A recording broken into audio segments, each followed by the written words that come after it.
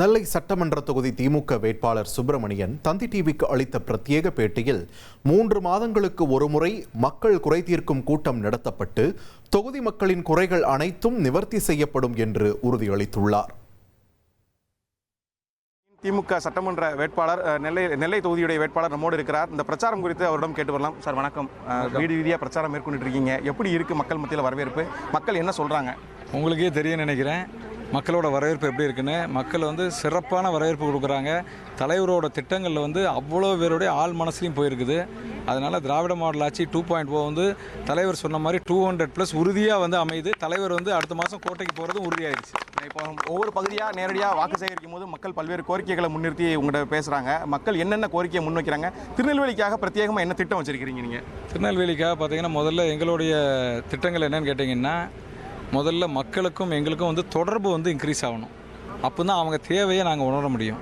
அதனால் நாங்கள் என்ன பண்ணியிருக்கோம்னு கேட்டிங்கன்னா, ஒரு ஆப் ஒன்று க்ரியேட் பண்ணியிருக்கிறோம். இந்த ஆப்பில் அவங்க என்னென்ன அவங்களுக்கு தேவையோ அதில் அந்த ஆப்பில் அவங்க என்ட்ரி பண்ணிக்கலாம்.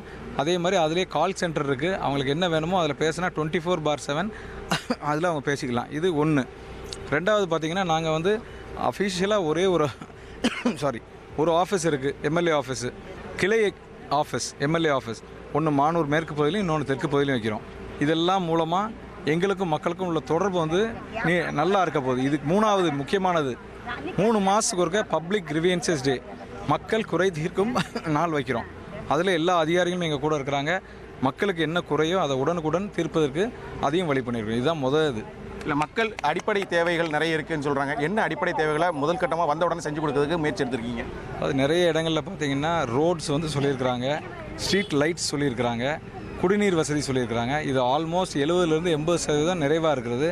மீதி இருக்கிற இந்த 20% வந்த உடனடியாக செஞ்சு கொடுக்குறங்கிற வாக்குறுதியை நாங்கள் கொடுத்துருக்குறோம். இனி செல்லும் இடமெல்லாம் செய்தி. தந்தி டிவியின் வாட்ஸ்அப் சேனலை ஃபாலோ பண்ணினா செல்ல இருக்கும் இடமெல்லாம் செய்தி. இதோ QR கோட் இப்பவே ஸ்கேன் பண்ணுங்க, ஃபாலோ பண்ணுங்க.